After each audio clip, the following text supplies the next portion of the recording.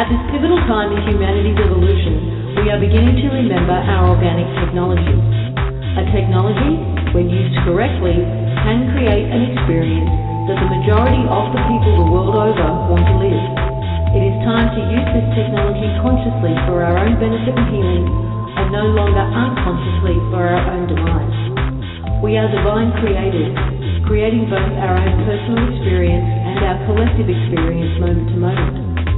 We invite you to join us as we reawaken this technology through experiment and experience our power to create and manifest. Become part of the 3%.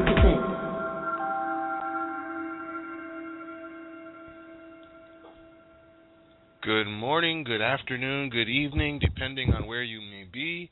My name is Bob Wright for the Collective Imagination, standing in for Lisa Harrison, who is currently away from the internet right now, so we're doing a little 5D media shuffle here. We got our regular crew here. Chris Hales down in Australia.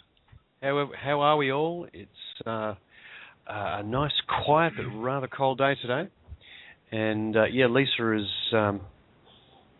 as Bob said, away from her internet and unable to be here today. So I feel a bit like Mum's gone off for a holiday. Yeah. But we'll do just fine because we have help. Yes, we have a blast from the past. Barbara's with us from New York. Hey, howdy. Hey, Barbara. Welcome back. It's so good to hear your voice again. Well, then I will just make sure I use it a lot. Indeed. And we have our tickle ninja somewhere back there. Uh-oh, you Brian? must not mean me. How do I follow up that Barbara energy? Wow, Barbara, bringing it tonight. So glad to have you, and glad to be here. And I know that I'm a little bit nervous, but not really, because Lisa's not here. We do love and we miss our Lisa, and I am looking forward to seeing how things unfold this evening as usual. Have no idea what we're going to be doing, and that's what makes it all the fun. Glad to be here, everybody. Hey, Woody, how do you think I feel? I'm hosting. I have no idea where we're going. Well, I mean, Lisa always says that, so, everything. Well, it's true. And Dee's here momentarily. She'll be in and out. I don't even know if she's there right now. I am here. I promised everyone I would desperately try to be here. I will be here for just a short time. But I am here. I made it here. I found myself out of the box, dug myself out of the boxes, managed to get online. And welcome also everyone who's in the chat room. If you are listening through Blog Talk Radio, we also want to remind everybody of the 5dmedianetwork.com. If you want to listen to any of the archive shows, you can go there. And before we get started, Barbara, we have some announcements we want to get clarified. Well, we just had something fun we wanted to ask everyone to do. When Lisa launched Opt-in, the Facebook page, she started with a campaign. And that campaign was to post a picture on the then Collective Imagination, and then which moved on to Opt-in's Facebook, of yourself or anything that moved you, and put the phrase, I am free, opt in. Well, we want to do that now with 5D. For those of you who have been looking at the web page, which is at facebook.com/5D Media Network, you'll see that we've been posting for the last week images of my 5D paradigm. And we want you guys to get involved in that too. So, not at this moment, because we want you to listen to the radio show, unless you can multitask. But jump on over there and post a picture and type my 5D paradigm either on the face of the image or just a text in the description section. And let's make a really crazy. Let's get the same kind of momentum going that Lisa got going for that original opt-in campaign. And let's just do it. It's amazing. Like I'm watching all these things develop. The 5D Media Network, just to share part of Lisa's vision. She wanted to have a media network, that was actually telling people what's really going on. Something that people can, get away from the mainstream media, you know, and it's really getting ridiculous over there. I don't know if anybody's seen that CNN video with the bus going by, and they're pretending that it's via satellite. Oh my gosh, that's so hilarious. They're six parking spots away from each other. So funny. Yeah. The term buffoons comes to mind. It's ridiculous. But in fact, we wanted that sort of thing happens. A media network where people could actually get real information, meaningful information. So if you want to support, you know, please support the 5D Media Network. You know, post your picture. And also, we also have some changes in some of our websites. If you haven't listened to the show yesterday, the opt-in website is now i-uv.com. So if any of you who have gone to that website, you know, to opt in and you got redirected, no, opt-in did not get hijacked. And yes, we are aware that it is now i-uv.com.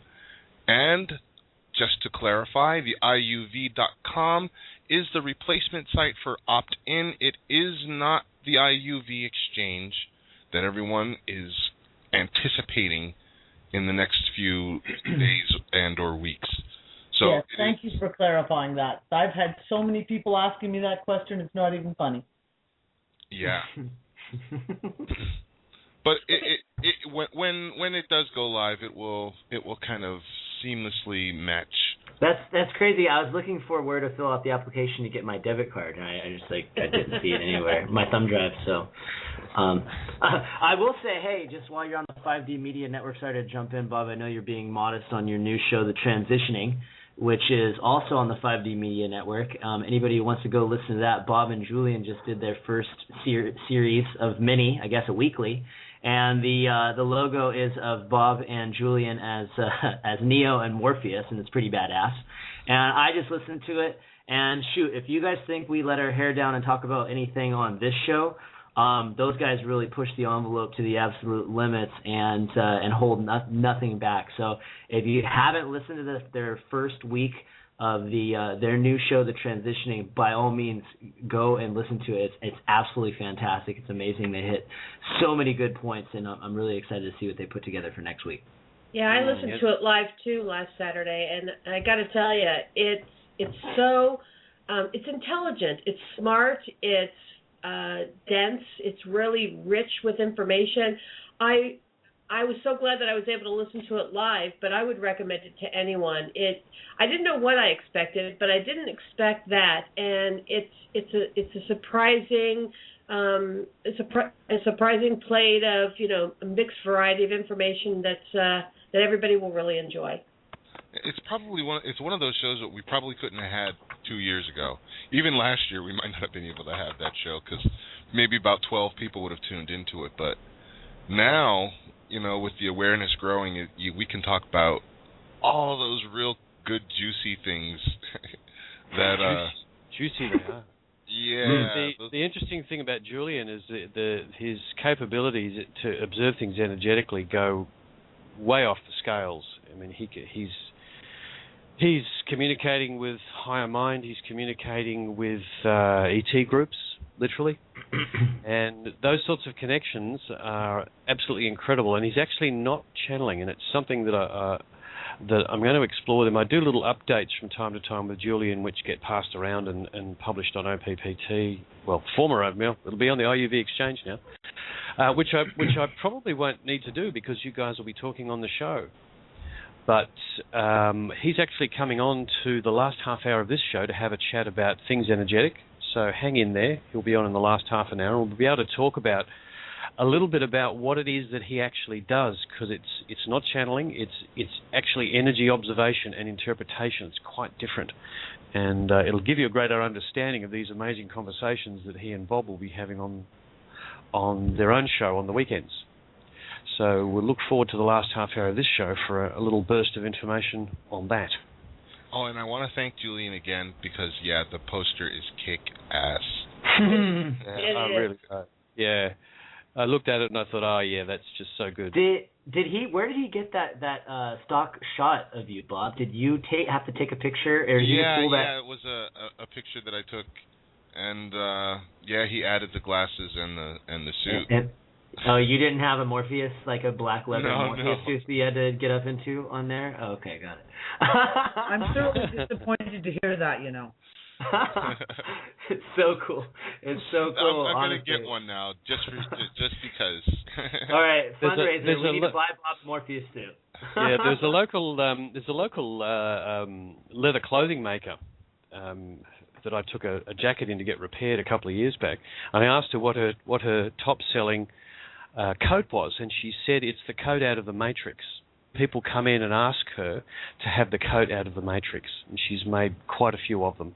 This is the full-length one that Yep. That Neo had all his armory in when he went into the building at the climax of the first show. And I guess what I'm saying, Bob, is you can, if you want one, they're available. It kind of almost looks like a priest tunic, doesn't it? Mm-hmm. A little bit, yeah, in a strange way. And did I miss anything, Barbara? What else do we have to announce? Nothing that I'm aware of. If there's anything that I don't know of, I'm sure it'll come to mind. Oh, I know what needs to be announced. Lisa will remind me after the show. There was that note about Project 13. Oh, yes. Don't forget that. Barbara, do you want to fill them in on what's going on with Project 13? Yeah, it's just someone wanted a clarification on exactly what was being released later this month. Okay. What's actually being released later this month on Project 13? Now, if you can imagine Project 13 is the platform with which everything is going to be basically built upon. So you've got your Facebook, which is coming, probably the first thing that's coming online. Your social networking and everything. It is a replacement for Facebook minus the harvesting.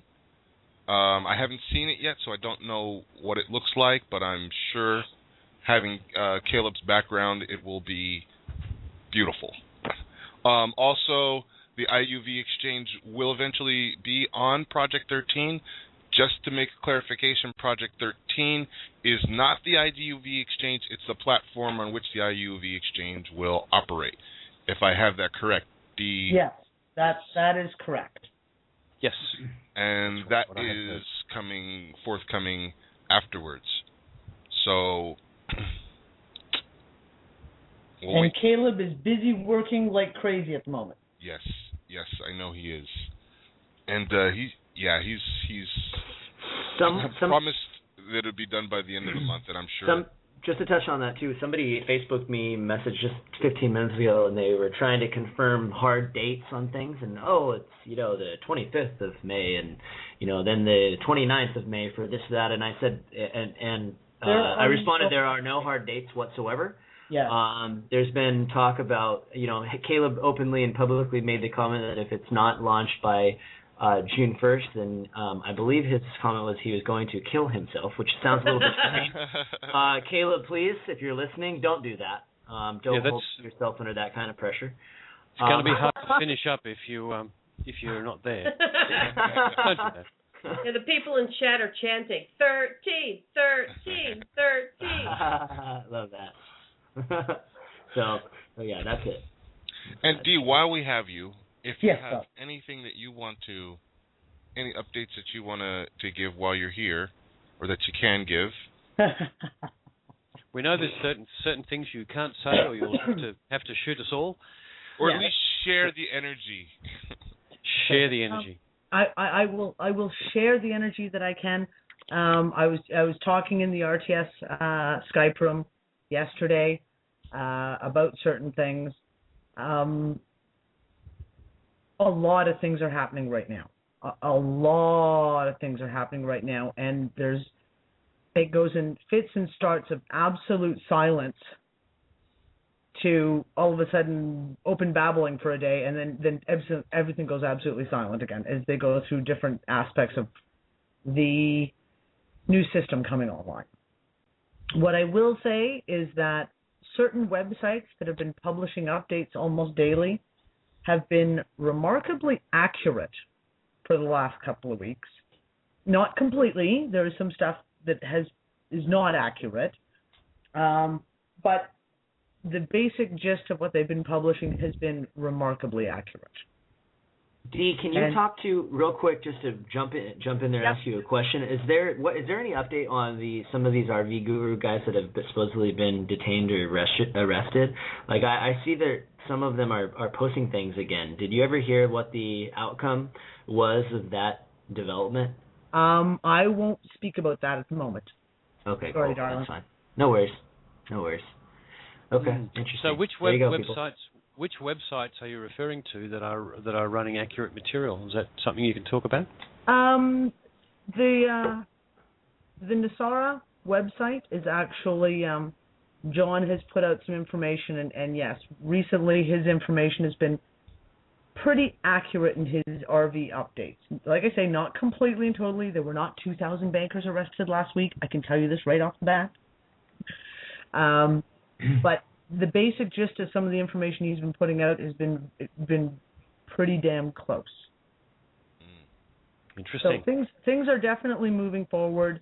The one little thing I'll give out to anyone out there who is invested in the dinar, because I know a lot of people are chomping at the bit, and I said this to a friend of mine just this morning who was really angry because they're hearing that the whales are cashed in and all of this stuff. I said, well, yes, it sucks that, us commoners have to wait our turn in line, but the real awesome thing is that all these, okay, let's try and come up with something I can say on radio. All these not very nice politicians. Come on. A little round of applause. I didn't swear. Yeah, nice try. That was very reserved. Thank you. Well Thank you very much. Very good. Who thought they could get away with jumping the line last year, in the later part of last year, and thought they were going to get away with turning in their dinar, and they got vouchers for it. And yeah, they got screwed. Oh, what a shame. Well, because when they turned in their vouchers have an exact amount written on them to what they will get, and now they are getting less than what the street rate is going to be. Dee, let me ask you a question. Yeah, sure. That's my one consoling thing, is all these idiots who thought that they were going to, get paid out early and they're going to make off with all this money. Yeah, they got screwed over really good, and I'm loving every second of it. There you go. There is justice. Dee, when was the big wave of people, like, in terms of chronologically, that everybody was buying in to the dinar? I guess I came into the scene after that had already happened, but when was the big wave where everybody was just kind of, I don't want to say everybody, it's such a small percentage of the population that even are aware of the RV and who have had the opportunity to buy in and invest in the dinar. But so when was that time frame? You know what? It depends. It really does. I know people who have had their dinar for 10 years. I know people who just discovered it in the lot, like myself. I didn't really become that hyper aware of what was going on with the global currency revaluation until late 2011. So there are a lot of people who are just, and strangely enough, there's a lot of people that I know now who I work very closely with in the Intel side of things who just discovered all of this in the last year. So and have made those kind of headways and everything. What is really funny though is, of course, everyone says, this time last year, all these gurus were like, it's happening this weekend, et cetera, and of course it didn't. And it was nowhere near going this time last year, as much as they would like to deny it wasn't. In all the delays that have been put out, and one of the big excuses that has been given for delays in this type of thing going through is they really hate, the cabal guys really hate the idea that so many people are invested. and there are going to be so many instantaneous multimillionaires when it goes. In the last 3 months alone, it has gone kaboom, like exponentially. Everyone has either bought more or they have convinced 3 other friends to. So I kind of laughed because it backfired on the cabal with delaying it, because now there's probably 100 times more people with dinar than there were 2 years ago. Gee, when was the dinar actually devalued? What year was that? That was when the Iraqi war, when the U.S. went into Iraq. They took over everything. The first time or the second time? Pardon? The second Iraq war? The second Iraq war. They went in and they took over well, basically they walked in, they stole all the gold, took over their central bank, devalued their currency, and took over the country. So what's it valued at right now? What's it set to reval at when this thing finally goes live? What's the margin in between where it was and where it's going? I'm trying to get a sense of how much of this stuff you would have needed to have bought in order to really cash in on the not much on the back end. Not much. I'll put it to you this way: right now, you can buy 1 million dinar is about $1,100 US in change, give or take. The before the U.S. went in there, the Iraqi dinar was the strongest, or one of the strongest currencies in the world. They were at, their dinar was worth $3.60 U.S. Wow. At one point. So there was $3.60 per 1 dinar. Yeah. And now it's $1 is it's just ludicrous, right? So Shabibi, who is the big shot over there in Iraq, has always warned that when they revalued, they would be at minimum back to their original $3 and something cents to the $1 exchange. So now the funny thing is what a lot of people don't realize is, according to the numbers that I have for what's on the screens right now, the big money maker is the dong. Because the dong, the Vietnamese dong, you can buy 1 million dong for about $63 in the U.S.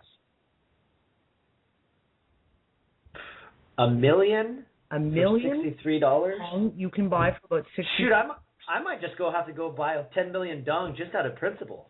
And I'll tell you, well, you know what? The bearish rate that has been discussed is 47 cents is what it will go to.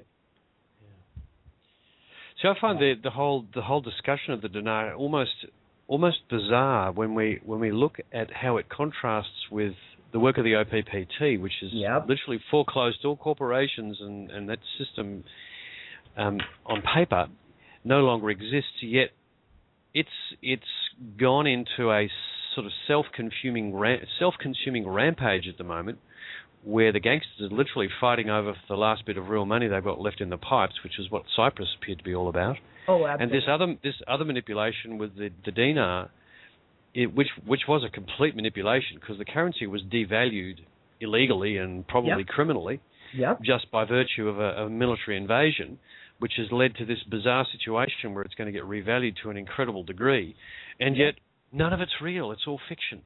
Yep. Okay, we're living in this little fantasy moment of reality, which is temporary, and we all know there's some really big shifts to come in the next couple of months, which will probably completely dwarf whatever's going to happen with the dinar. Oh, yeah. And it's going to get very, very interesting. I see that bubble of illusioning really, really disappearing, because people, what used to be conspiracy theories now are just truth. Stories. Now they're stories. Well, and this is what I keep saying, Bob, right? The whole thing, and I've said this right from the beginning, and goodness knows, when Heather and I first met, we used to argue about this nonstop all the time, that this new financial system going online is a vital piece of the puzzle. It is a necessary thing to happen for the contrast. It really is, and I absolutely firmly have believed it all the way along that it will happen because it is the biggest piece of the contrast to be seen, because people are awake and people are waking up, and even the people who've never heard a single thing about 9/11 theory, conspiracy theories, or who shot JFK, any of that. They're starting to smarten up, and the Boston Marathon fiasco is a perfect example of that, where people on the street were like, "Oh, give me a break! That is a crock of poop." Yeah. And when they see this whole thing come online, and when they see all of what's going to roll out with it, they're not going to be complete. They're not going to come out transparently with it. There's no possible way that they will come out completely transparently. And there's going to be questions. People are going to look at this, and people are smart enough and awake enough now to go, 1 + 1 does not equal 5.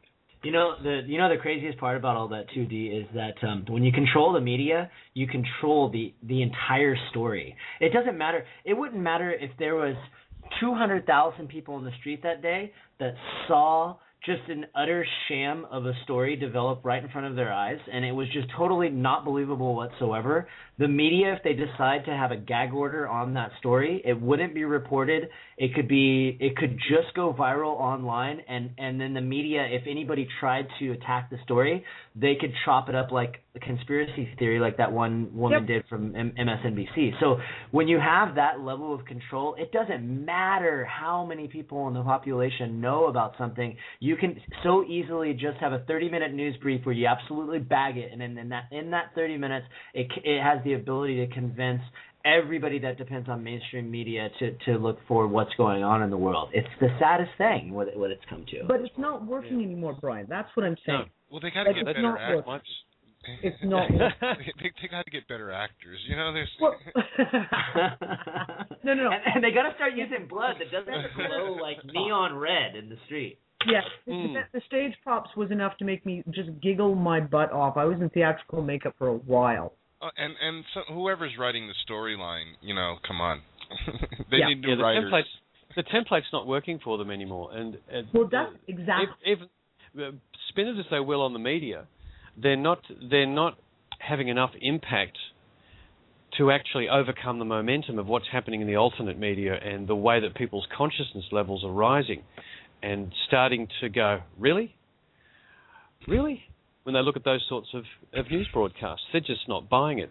As I said a couple of weeks back, I got a lecture from someone else next to me in a barber's chair in the barber shop the other day. First time ever. I had someone gave me a dump, and I just sat there and grinned.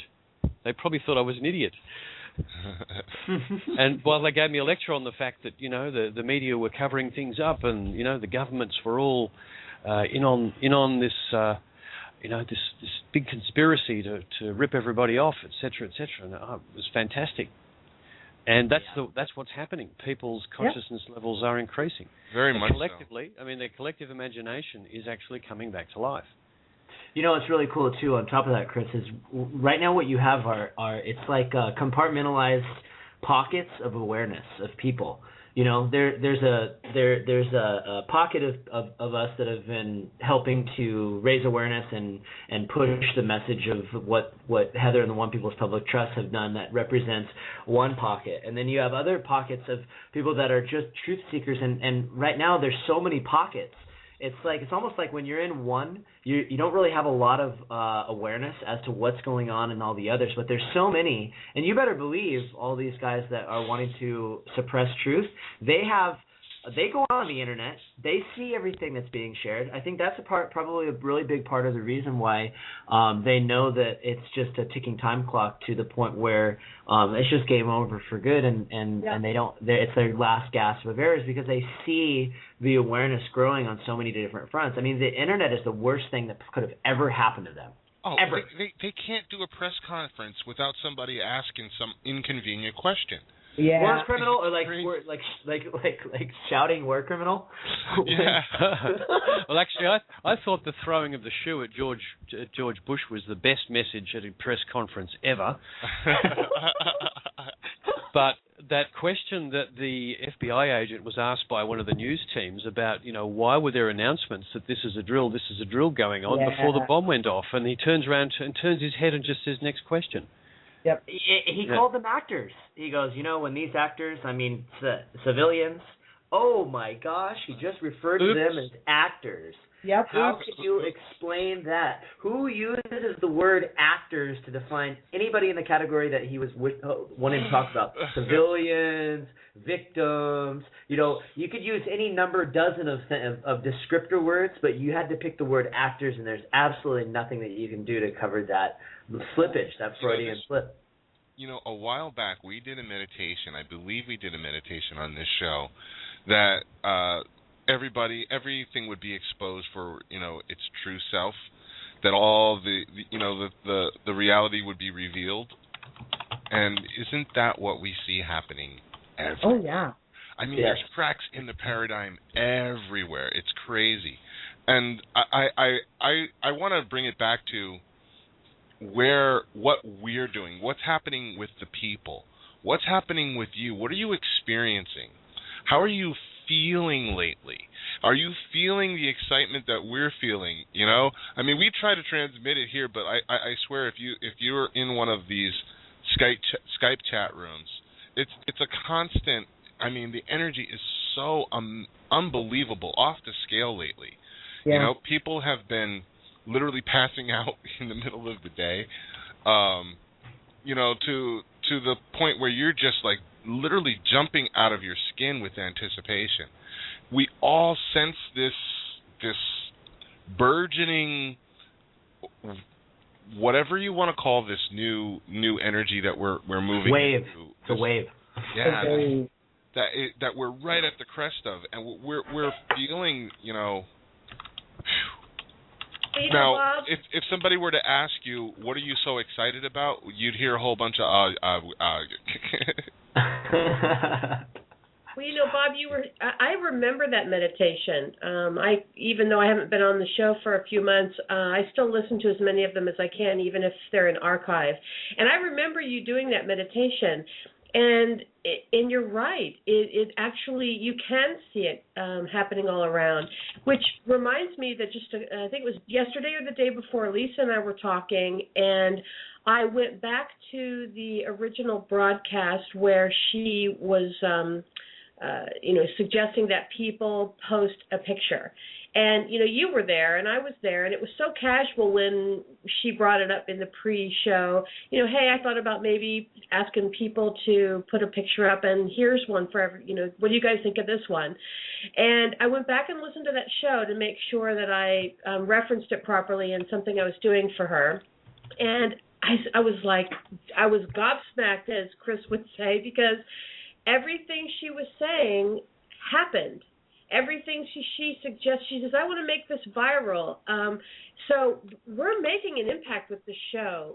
People are making an impact with their collective energy and thought. It's happening. It's real. All you have to do is go back and listen to some of these shows. Go back to maybe some of your own personal notes, people in chat, if you do journaling, and you will see that what you suggest to yourself or what you believe to happen or what you intend to happen happens. Yep. It's we're back to intention. Back to that process of intentioning on that. It gets freaky. It's happening so quick sometimes. And the interesting thing is that I reached for the phone this morning to ring a client, and it rang, and it was the person I was about to call. And that happens almost daily now. It used to happen once a month. Okay? Yeah. And it's almost daily that I get that. So the connections that are being created, and this is something Julian wants to talk about when he's here in the last half hour, is the basic message I think he has for today that he wants to talk about is the fact we've gone into a phase of doing. Oh yeah, there's a lot of, especially down in Australia, you guys. We're working really hard down here. But I wanted to share a story. My nephew, who also shows up as a regular on the Remembering Show with Emilio, he was in school today and had the school printer going all day printing out 300 flyers, foreclosure flyers. which he went into the city to pass out. Wait, how old is your nephew? He's 18. Oh gosh, I love him. Yeah, Chase Binney is doing a fantastic job too. This was the young man who went to was it the State Attorney General? Yep. And handed over some foreclosure flyers and spread a bit of energy around at that level, which is brilliant. In fact, I ran across a young man who was at an OPP, well, a former OPPT, now the One People get together last night, and he's a journalism student. He's been doing an essay on the Bilderbergers. Not a long essay, but he thought he'd do some research. So he rang the department in the Australian government that deals with the UN, and when he finally got to a person who was sort of speaking, some sort of interface to the public, asked them, who was the official representative to the Bilderbergers meeting last year? And was greeted by deathly silence and shock. And with a little bit more probing, the person at the other end finally said, well, we're not supposed to talk about that. Send me your email and I'll respond to your questions. And, of course, he sent an email and never got a response. But the fact that he actually rang, the fact that he actually asked the question was a complete shock and quite a good dump of energy into that particular part of the hierarchy as well. So every time that we do one of these energetic approaches to the system, we help deprogram it. We help turn someone's attention away from being, in slave mentality to the reality that there's an alternative, that they don't have to be in that. Yeah, I think so important. I think one thing that Chase did, and he did so brilliantly, is he's really in his recording of the audios, he really helped illustrate the idea that not a whole heck of a lot needs to be said. And when you do have to speak, you do so from a place of kindness and compassion.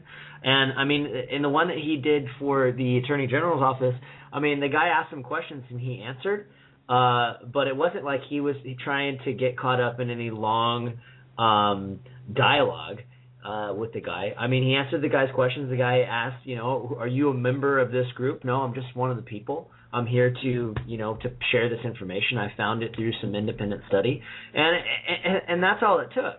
So you don't need to go out and convince anybody. And if anybody hasn't used the Scott Bartle's site to send foreclosure flyers out in mass, that's a real easy way to do it. But I mean, talk about really creating such an amazing. I mean, we talk about it a lot. We have been on our shows recently of creating such a tsunami wave of effect.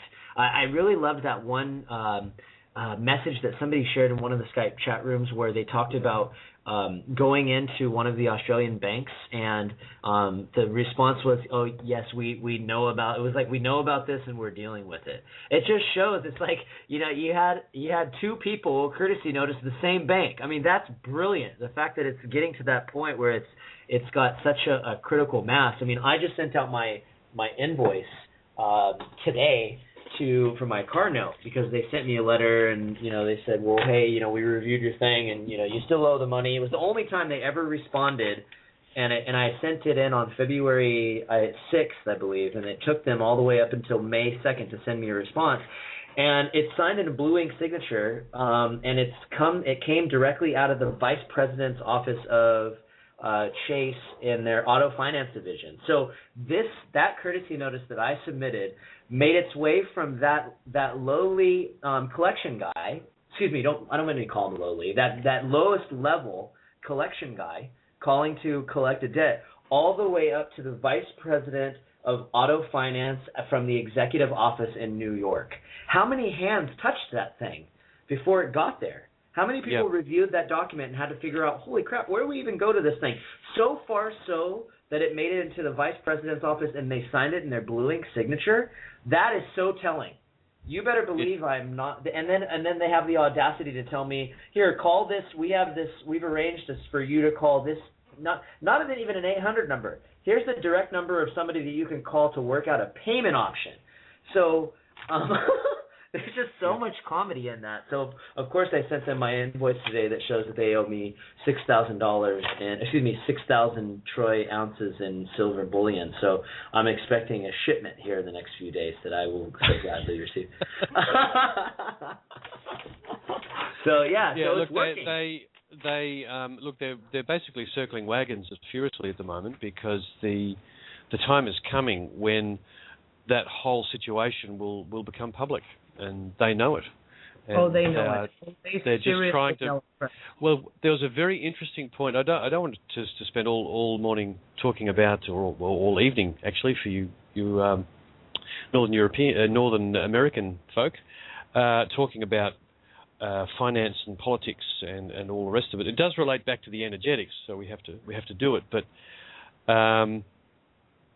oh crap! Now I forgot what I was going to say. Damn. I'll remember in a minute, folks. Well, guys, can I jump in just quick because I've got to run away.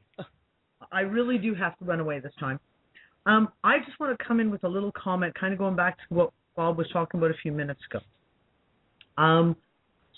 We talk about the energetics and we talk about the doing, and part of that is, and I've talked about it before, is the whole manifesting things.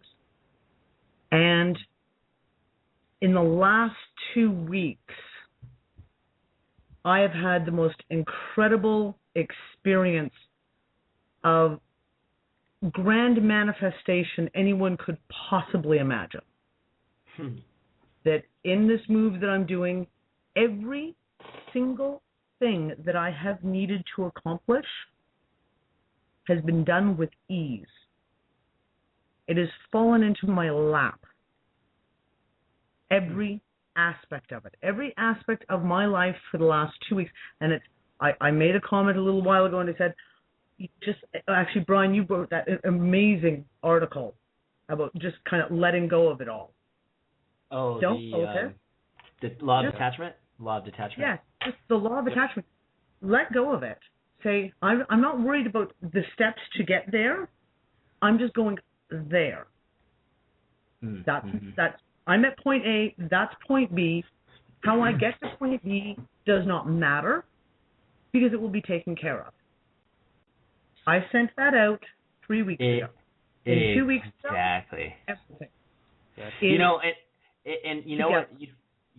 The glue that holds all that together for D is you intrinsically knew that, and that was the element that made it happen. You knew all those things that were going to work themselves out. You commanded the universe to make it so, and in its own way and in its own time, which just so happened for you to be almost immediate. The universe conspired to make it so, and I think that there's probably in the blink of an eye. It's funny. The same exact thing happened to me last Wednesday. I had Jake Ducey, young author friend of mine, on the IM show with Gwen Caldwell on Morning Brew on Orion Talk Radio. And before the show, I was like prepping him on what to expect for the show and just talking about what he's up to, what I'm up to. And I was like batting around the idea of doing another show or whatever. He's like, dude, we should do a show. We should do a show on like manifestation and following your heart and taking a leap and following your dreams and those kinds of ideas, right? And I'm like, oh my God, we totally should, because Jake's book is what got me, was like the triggering event that helped me to realize that I needed to quit my job and go into this work and doing these shows and spreading these messages full time, knowing that the universe is going to provide and take care of me. And it's so funny when we were both like, yeah, okay, cool, let's talk about it after the show, let's do it. 10 minutes later, Gwen calls us. And we're on, and we're talking with Gwen on the pre-show 2 minutes before the show starts. Literally 10 minutes from that conversation, we're like, hey, yeah, we're going to do a show. And she's like, well, hey, I'll give you guys my Thursday show. You want it? And it was like crickets. And then all we could do was bust up laughing, because it was like, holy crap, we set this intention to create this show, and 10 minutes later, we're offered a show. And now all of a sudden we have this. Now we have the Be the Change show that's premiering on Thursday on Orion Talk Radio at 9:00, and I'm plugging it right now because I've just plugged it for the first time officially on my blog a little bit earlier today. But it's just a testament and an illustration to what you were talking about with how fast when you tell the universe, look, this is what I'm doing. I'm gonna do it no matter what. Because even if that didn't come through with Gwen, Lisa had a spot for us reserved on 5D Media Network. I'm a little bit bummed out that we're not now on 5D Media Network, but we're all still one big happy family. But it would have point of the story being is no matter what, it would have happened because we decided it was going to, and it ends there. And so that delay time between intention and manifestation is shrinking for everyone, especially when you know deep down, and there's no doubt, there's no fear, there's no worry. It's just a knowing. It's an inner knowing. Boom! It just happens. It's unreal.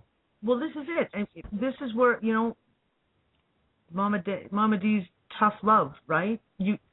Nothing is going to happen if you sit on your armchair and do nothing. Mm-hmm. If you're not going to get up and do, nothing will happen. It's D for do. And you get up and do, because if you set your intention, and I'm telling you, the bar for this week, for me, I set it pretty damn high, let me tell you. And every single thing as of today is complete. All I have to do is finish filling the storage container for our personal stuff, and I'm done. Every single thing that I needed to do, that I needed to have happen, I needed to take care of. I set my intention. It is done. And it came, and I'm talking like so ridiculously that my husband is walking around with going, I have no idea what the heck you just did. How the hell did you just pull that off? There you go. Now, could I point out one thing? I just need to point out one thing here, Dee. Yeah. That the stories that you two guys just shared about setting intention, not worrying about the details, but putting that intention out there with passion and following it up by doing, got an immediate result. Yep. Now, this is to the one people. The whole concept of the one people is the most incredible deprogramming tool I've ever seen. You can talk to virtually anybody about the fact that we're all actually one people, that we're all actually the same. And it'll cut across religion, it'll cut across political differences, even if you're rabidly at one another's throats because you follow different football teams. You get people to sit and think for one moment that we're all one people, and it all comes together. Now, here's the thing. If you think you could get things done as an individual, what if 10 million people decided that we have to have the UV exchange, and that they didn't care about the details, but that we were going to have it? How quickly do you think that would happen? Okay, so Caleb's doing the boots on the ground stuff. He's got it to the wall, and he's in there trying to get the interface done. Well, not try. There is no try. Says do or do not. Do or not. That is do. There is no try. There is do or do not. That was directly from Yoda. So we've got to pay attention to that. But in the end, if our intention is set in alignment with what Caleb's doing, it'll come together right before our eyes, and we can't worry about the details, because I can see about half a dozen different ways that the whole thing could happen. And I won't bore you with the details because there's just not enough time in the show, but essentially I think all the pieces are coming together for that to happen. And do we care how it happens? I'd prefer it to be not bumpy. I prefer it to be very, very peaceful. And it goes back to Julian's information from a couple of weeks back that he was seeing about 6 different ways this whole thing could unfold, but the outcome was the same. We get to actually change our entire civilization. That was the outcome. Hey, so, Chris, let's set our intention. Do you want me to read that Bashar? I was just going to suggest. Perfect timing, Brian. Jump in. Brian, just before you do that, I have to go, guys. I want the hugest spirals of love to everyone out there, especially all my gang in the RTS Skype room, because I love you all so much, even if I am a little short-tempered sometimes. And to everyone out there, just remember, set your intentions. There is nothing that you cannot do. Don't sit in your armchair, picking your nose, worrying about the what-ifs. Just set your intention and then do it. And you will do it. I know you can't see me, Dee, but I'm crying right now that you're leaving.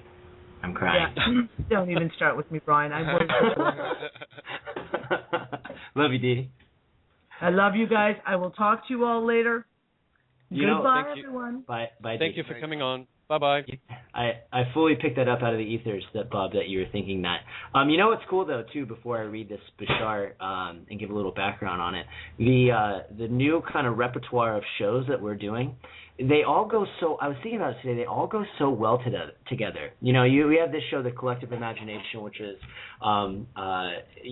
which is like the energetic side of everything that we're, everything that's happened with One People's Public Trust and the I Am and that whole storyline, and wherever it ends up going every week is always a mystery, but it does come back around full circle to what's taking place energetically. And then you have this now transitioning show, which is Bob and Julian helping people to empower themselves with the true power as co-creators that we all have within us, and that some of us are just further along in remembering, like Julian, for example, and Bob, in a lot of ways, especially after listening to it, just helping people to realize that it's not a process of learning. It truly is just a process of remembering, and then and then my show, the Be the Change show, is okay. Now that we know all these things, and now that we're embracing this power that we have within, and we have all this amazing change that's going on in the world, how can we all individually start to embody that change and be that change and to help each other? So it's like it's like the circle of life.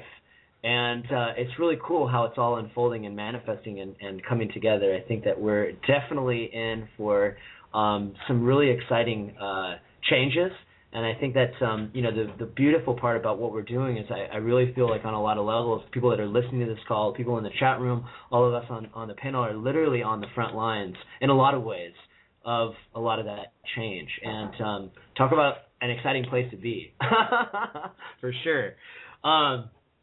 So I will, now that I'm done ranting, I will I'll read this Bashar. A lot of people have probably seen this video. The video is not one of Bashar's more popular videos with the most views. Anybody that isn't familiar with Bashar, Bashar is an energy that is brought through by a gentleman named Daryl Anka. I actually read Bashar's book back in 2010. It was a really, really good read. But the wisdom that comes through Bashar, or that comes through Daryl, the energy of Bashar, is always so relevant and timely when you watch it. And for whatever reason, the messages when I watch them, they just speak to me and what I'm going through in that moment. And but his messages come through so clearly, and he's got this really cool, funny personality that he adds to it. So he's just such a character. If you're not familiar with Bashar, just go YouTube Bashar. Go to my blog. I put a bunch of videos up of his over the course of the last week. But go ahead, Bob. Recent video on manifesting your own reality, unbelievable, pinpoint accurate. He says it brilliantly. If you haven't seen it, Brian's got it on his blog spot. It's everything very, very relevant right now. Yeah. I'll post one of the things in the chat room. Yeah, one of the things about Bashar's material is that I watched a lot of it a couple of years ago, and it's being fed through again now in little bits and pieces, and the meaning of it is so much greater than 2 years ago because of the increase in my understanding of how this reality actually works. And if you looked at it a couple of years back, take another look. It'll mean way more than it did back then, including especially this one that Brian's about to read out. And Daryl, if you're listening, thank you for doing what you do.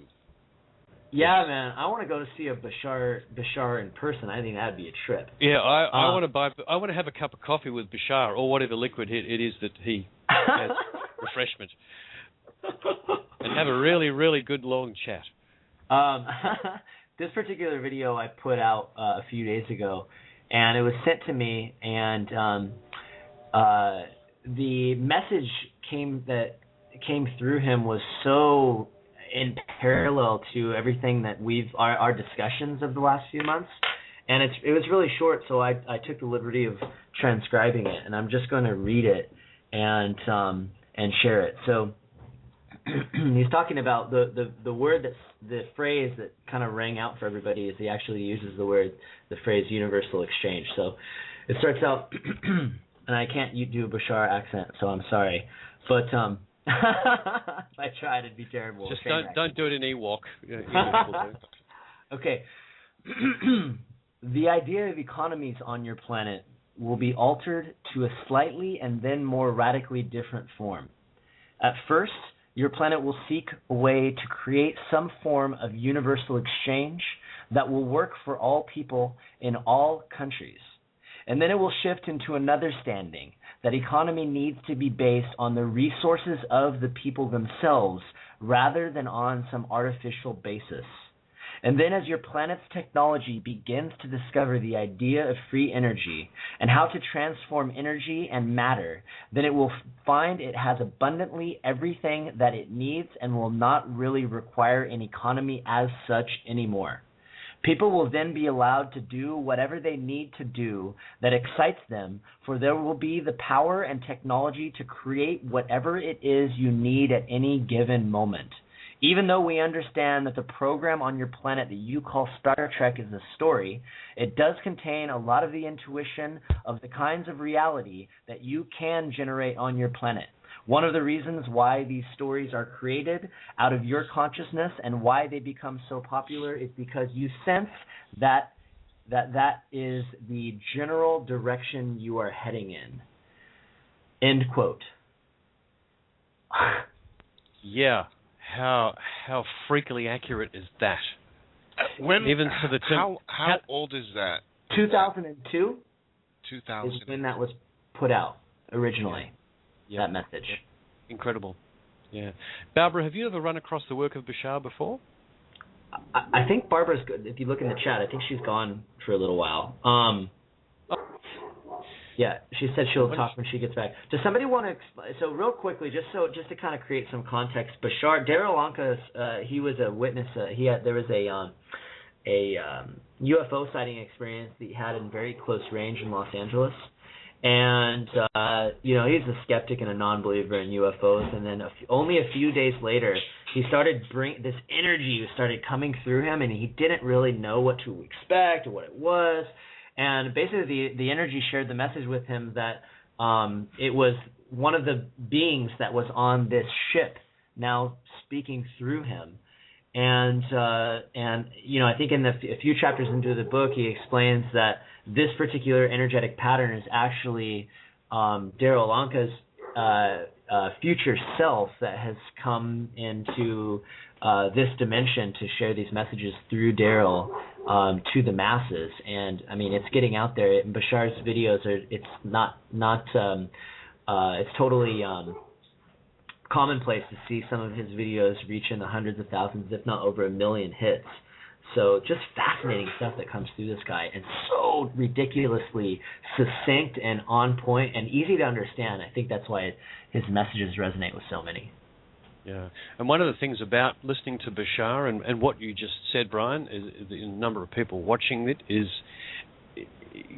what you just read out and the comments you made after it could not be repeated on mainstream media at the moment without causing extreme confusion and probably lots of people making you tin hats. Okay? It just amazes me that the language that this particular area of the alternate media uses, because it now understands these concepts for a whole lot of reasons, for a whole lot of information that's come in the last 10 years, and including the stuff more recently that Julian and Michael Monk, Peter Sheldon, and Al Farrar, and all of these other people that are really starting to define what reality actually is completely changing the way that we think, the way that we actually communicate with one another about these things. The discussion is just extraordinary, and it's actually a privilege to be a part of it with you guys, if I may say. Back at you, my man. The pleasure is ours. It's quite extraordinary. I know the people out there. I know because I had people coming up to me last night saying, "Look, I really appreciate what you've done. We're learning a lot, and pass on my thanks to everybody." So I pass on their thanks to you guys, and if Barbara was here, I'd pass them on to her too. But she's actually out. So it's just us guys. We'll have a bit of a secret men's business for a minute. But Brian, look, the Bashar work is extraordinary. As a body of information, as a block of information, it fits in exactly with the sorts of energetic work that Julian does, and many others, because he's not the only one out there. I mean, within the sort of group of people I have contact with, there are others who can do similar things to Julian, but they're all different. They all do it a bit differently. And one of the aspects of energetic work, and which is the use of the law of attraction or the law of projection, depending on which one you prefer to think of it as, that whole concept is a generalist concept, and it works out differently when individuals start to practice it. It's a bit like two swimmers never have quite the same stroke. Everyone does things slightly different, and at an energetic level, it's even more so, because the possibilities of using energy are infinite. Yeah. One of the things that the Sasquatch are actually telling Thomas Hughes is that our dreams are about to become our reality, and our reality is about to start to look like a dream. And that's because dreams are another reality. Yeah, it's something that we're not taught that at school, are we? It just goes back to the whole idea that there's no real right or wrong way to do anything. There's an infinite amount of ways to do things. I mean, this is an energetic universe. Everything is possible. Therefore, an infinite amount of possibilities exist to accomplish any experience in any moment. And one of the real awesome points that Bashar made in the video that Bob posted last night that I shared on my blog this morning, I just put it in the chat a few minutes ago. I'm going to share it again right now.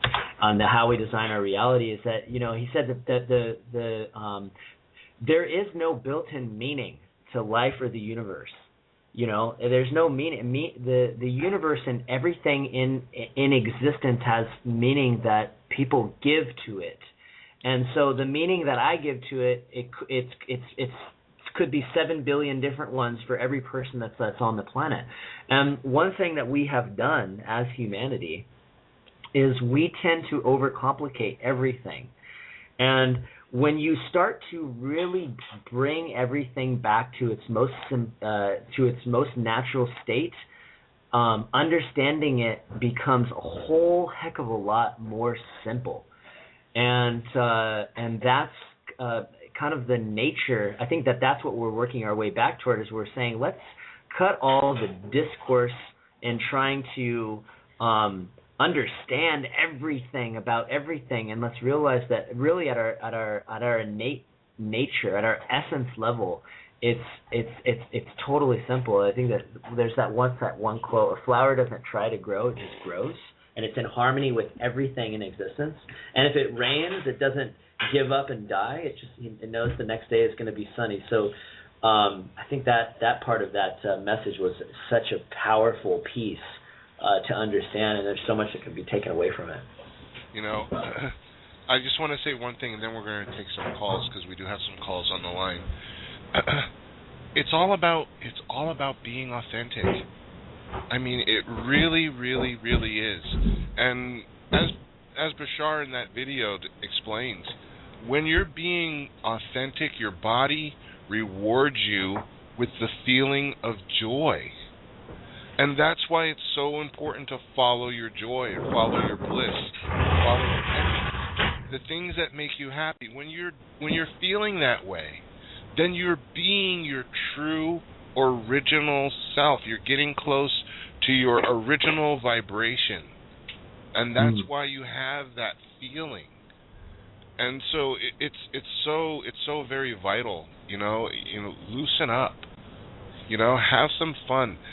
The whole powers that were right now in the media is invested in keeping people agitated, to keeping them away from being themselves, trying to force them into molds of society, called careers, trying to force them into molds of thinking, called education. These things, we've really got to reevaluate and look at ourselves and what makes us happy, and it doesn't have to be what makes, your neighbor or your brother or your sister or your parents happy. If it makes you happy, then do it. Mm-hmm. Follow your highest excitement in every moment. One of the things that Bashar also puts forth, which meshes exactly with one of the major thrusts in Heather's final filings under the UCC, was limitations. Now, Bob's talking about, the media have been making suggestions to us for decades about how reality should be, and we've been accepting them. Okay, because we don't know how. In general, most people don't know that the reality that we're living in is something we're creating, and that we have control over it. The powers that be, of course, have been suggesting what reality should be, and so that's what we've been projecting. It's actually a really simple trick that they've done, resulting in what Bashar calls us being masters of limitations. We don't really have any problems. We have a whole lot of self-imposed limitations. And Heather's last filing was essentially a message to the collective saying, you are now absent limits. Okay, officially, you have no limitations. The human technology that we have, that we could utilize if we knew about it, if we knew how to use it, has no limits. And we're talking about, communications, travel, manifestation of reality. That's what it gets down to. The only thing we've got to strip away to actually get back to that state is all of these limits that have been programmed into us by the suggestions of our wonderful pals, the powers that were. That's actually the only problem we've got, is stripping away the limitations. And if you can find that Bashar video I think it's just called Masters of Limitations. Mm-hmm. It's an absolute treat, because he talks about he's had one argument in about the last 300 years, I think is how the story goes, and it was with another entity who just couldn't believe that a planet full of beings who are actually gods didn't know it. Right? They refused to believe it, and it turned into some kind of argument. It's actually quite a hilarious little session that he has. So we're having a bit of a Bashar Day today, with good cause, because the information is really excellent. Very relevant. It's been a Bashar week on my blog. His stuff is so good. I love his definition of abundance.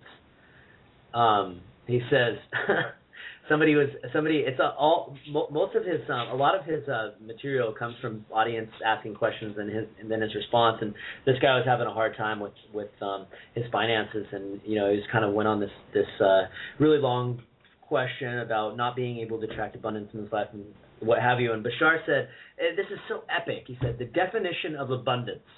And he says, to be able to do what you want to do when you want to do it. To be able to do what you want to do when you want to do it. Is there anything that has any mention of money in there? Is there anything that has any mention of wealth in there or things? No, it's just to be able to live abundantly. It means I have the energy. I have the energy to be able to do what I want to do when I want to do it. The problem is that our reality has been manipulated to the point that right now requires value by way of money. But we're coming up into a time where all of the signs are showing that very well may not be the case for all that much longer. Yeah, very much. And we're going to get to our switchboard now. Yeah, do that, Bob. We've got about 20 minutes till the half hour. We might even take a few calls for Julian towards the very end of the show, perhaps. We'll see how it goes. Yeah. We have area code 808. Hello. Code 808. Hello. Hello. 808 Hawaii. How's it going? Yeah. This is Call Honey from Oahu. Oh, you called in last week. Yeah, I called in last week and my call dropped. Right. And That's right. right when Yeah. I just well, first of all, Bashar is the bomb. I love his video about the engine of excitement. I had an experience back in '04. Like, after the Iraq War started, I read David Icke book, one of his books, and I remember it was just filled with photos of, like independent journalists that were putting out stories of what was going on over there.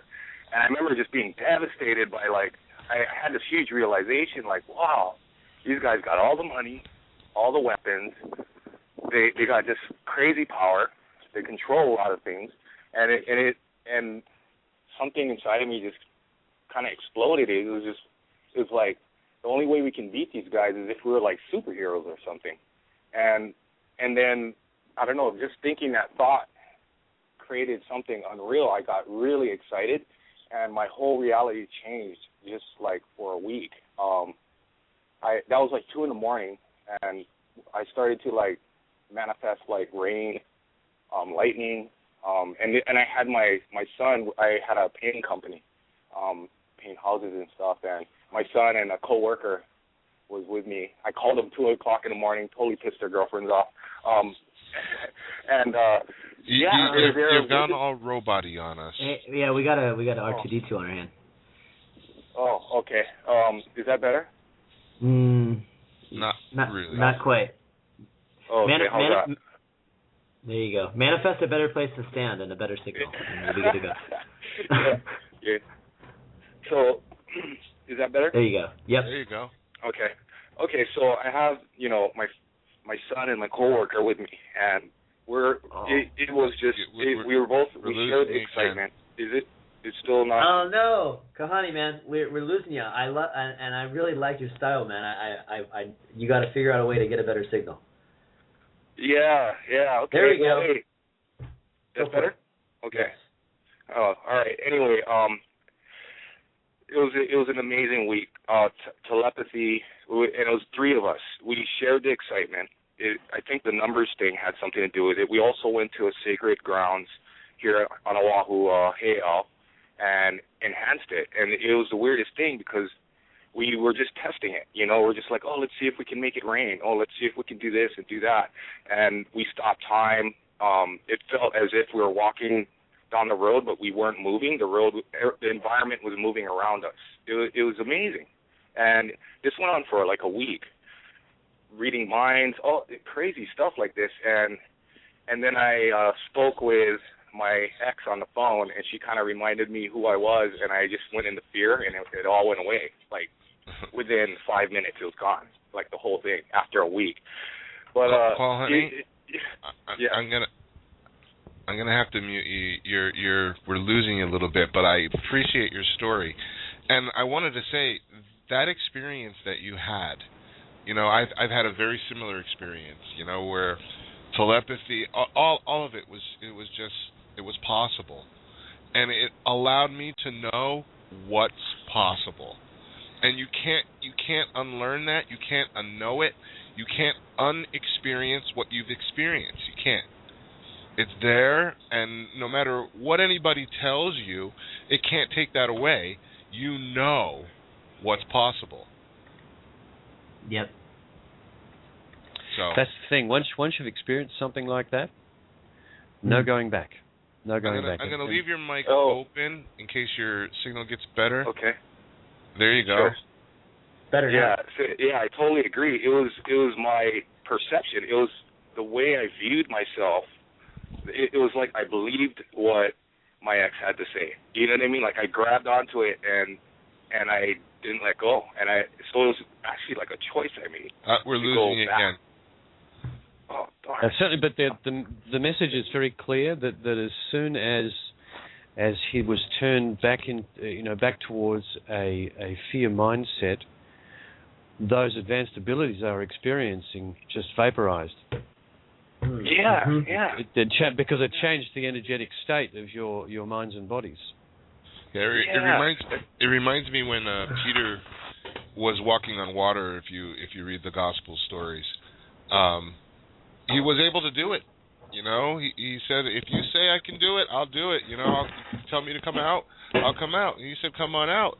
And he started walking out on the water, and he looked back and he saw how far away he was from the boat, and he got scared and he immediately sank. But I think it's like a scene out of a comedy movie. You can imagine Jerry Lewis doing that. And all of a sudden he realizes, oh, hell, I'm walking on water, and bloop, in he goes. Well, I think we all have experiences where we surprise ourselves with what we can do. You know, I mean, anybody that likes to, challenge themselves to kind of push themselves to the limits, thrill junkies or whatever. I mean, when I ran my first half marathon a month ago, the farthest I had ever ran in the month previous in my life was 5 miles. And then I was like, I've always wanted to run a half marathon. I didn't do any research in how much running you're supposed to do to train for a half marathon, which the guides show, like over a 3-month period or a 2-month period, you got to run 225 miles or something to prepare yourself physically and mentally for a half marathon. And I didn't know any of that, so I didn't condition myself into believing that it was going to take that much. So I ran. The first time I ran 6, and then I was like, I think I could do 6. Next time I did 9, and then I did 10. And I said, if I can do 10, you know what? I'm going for 13. And so I did 4 decently long runs, and then on the day I ran my half marathon, yes, I almost died in the last mile, but I did it, and I didn't walk once. And then I limped around for a few days, but then I looked at the chart for how much you're supposed to run, and it blew my mind that I was able to do that, because I convinced myself that I could, and that's what got me through it. Had I did that research and tried, I know I probably would have gotten down to those last 3 miles and said, you know what, this is crazy. I'm going to kill myself. I'm going to do this right, and I'm not going to be a Looney Tune, a lunatic, and just go straight for the full half. But it was that me convincing myself that it created that cosmic soup that allowed me to manifest what I wanted to do, and so I just did it. It's the basic belief set. It's the basic belief set that's actually suggested to us by our society, which has been put forward for a specific agenda to be able to keep us in a state where we're controllable. Can you imagine an entire planet full of humans who could do what you guys did in that week? Oh, man. Could you control them? No. You couldn't. And that's their entire agenda. It's all about our minds are the most important prize on the planet, because without controlling them, they got nothing. And I encourage everyone to imagine that world as often as you can. Yes. We're going to get to our next caller. Yeah. Area code 917. Area code 917. Hey, guys, how are you? Very good. Who do we have here? This is Max. Hello, Matt. Hey, I was wondering, I noticed on the new IUV.com website, at the very bottom, it has the IUV.com and the One People, Eternal Essence Embodied are copywritten. How is that possible? Well, I missed that question. Sorry, guys. I'm looking at the chat room. Chris, Bob? Okay. All of the symbols, all of the trademarks, all of those things are owned by the people. Okay? So it's been registered with the copyright agency? I'm sorry. I really didn't understand what you were saying. Did anybody get that? No, it's breaking up really bad. I was saying, is it registered with the Copyright Office? I don't know. I highly doubt it. I mean, the Copyright Office is one of the old paradigm systems that the whole idea of copyright and ownership is all going through a major transformation. So I really don't see. I don't know for sure, but I don't see Heather copywriting that. I think that's paying too much energy into the old way. Okay, great. Yeah, I just wondered because I noticed at the bottom of the website it's got the copyright symbols. Yeah. Look, we'll have a discussion with the website crew about that. I'm just looking at the way it's been written. I think what they've attempted to do, using the copyright symbol, is to identify it as being copyrighted to the one people. And yeah, if you just glance at it, it does look like a standard copywriting exercise, and I don't think it is, but we'll have a discussion with the web crew and just try and clarify that a bit, because I know they're well aware that the copyright system, just doesn't exist anymore, and it's contradictory to actually use that technique. So I think they've tried to use it in a way that flags what Bob says, that it belongs to the one people. I think Heather uses the eye with the circle around it. Mm-hmm. Yeah, look, let's not speculate. We'll have that discussion with the guys, and thank you for pointing out, because it is inconsistent if we're doing it in a confusing way. And one thing we don't need around here is confusion. We have more than enough confusion. Yeah, I appreciate that. It was confusing, because that symbol itself is part of the old paradigm, which kind of threw me off. So I thought I would bring it to your attention. Yeah, we might just get them to simplify the language and just say, this content belongs to the one people, and drop this circle with the C in it, because it's a symbol that's got too much old baggage. Yeah, exactly. Mm. Cool. All right, guys. Well, have a great night. Thanks for calling, man. And area code 301. Hello. Hello. Hello. That's Judy. Hi, you guys. How are you? Hey, Judy. We're good. Hi. Good. Hi. Good. I try to keep the laughter down so I can actually get a few words in. Oh my gosh, I had the best experience this last weekend. I've been trying to share this. Hi, Ambiflex. I had the best experience. I had a whole 5 days of spending time with one of my dearest friends in Pennsylvania and her husband, who has awakened all by himself. I sat there after 30 minutes of talking with him, and he never used to talk for more than 10 minutes to us. He'd go up and do all of his stuff. Came in, and he just sat down, and he just unloaded in front of me. 30 minutes in, I looked at him, and I said, hold on a second. I said, oh, my God, you woke up. You're awake. And he looked at me, and he's like, I don't know what you call it, but I feel different than I've ever felt in my whole life. And I've just let go of so much stuff, and I was just blown away. And for 4 days, we sat around a fire. He made a campfire every night. We sat around this fire, and we had the best conversations. And, of course, we laughed so hard, deeply, so beautifully for, hours and hours and hours every night. And he didn't care what the neighbors thought. He was like, I don't care. They moved into a new house, and he's like, I don't care what they think. I'm here to enjoy. It was so cool. But the last night, this is what I wanted to tell you guys. This is so cool. The wind was coming in. It was really, really, really cold. It was almost 30 degrees outside. But we were sitting outside anyway. We were just really enjoying it, wine in hand, and big, huge bonfire going. And I was sitting, and the wind kept blowing at me, and he was just chuckling and laughing, and he's going, I was trying to figure out how long it was going to take you to realize you needed to get up and move over to the other side. And of course, I laughed, and I took my chair and went around to the other side. And, 5 minutes later, the wind started blowing the other direction. And, I tried to give him a little jab in the side, and he didn't catch it, so I just let it go. Anyway, about a half an hour, 45 minutes later, I am sitting there, and the wind is just coming in one way. It's just coming in. And we were talking about it. I said, man, this wind is really crazy. And he's like, I know, it just keeps coming. And I said, would you just move it away for me? Would you just take control of it and move it away so that I can sit here instead of having to move around? And he was like, yeah, whatever. About 10 minutes later, it was really bad still, and I'm like, why aren't you doing that for me? And he looks at me, he's like, I can't do it. And I'm like, yes, you can. Hold on a second. I said, just watch. Seriously, I didn't even give it a thought, and I think that's why it worked. I literally stood up on the other side of the campfire in front of him, and I put my Reiki hands down at the fire. And I said, now just watch it calm down, watch it come down. And literally, as I was saying it, the wind stopped. and the fire calmed down. Exactly. And he was looking down. His eyes got really big. His jaw dropped.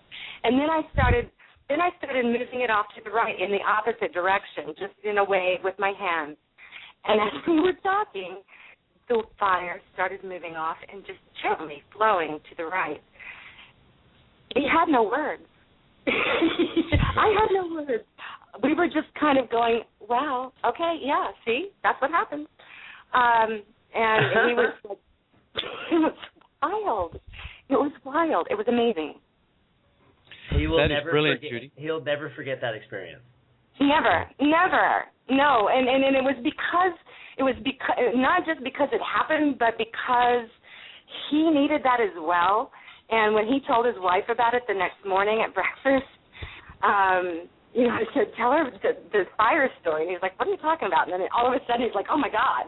And then he started telling her the story. And this is a guy who's like, he's been with UPS for 35 years. He just retired.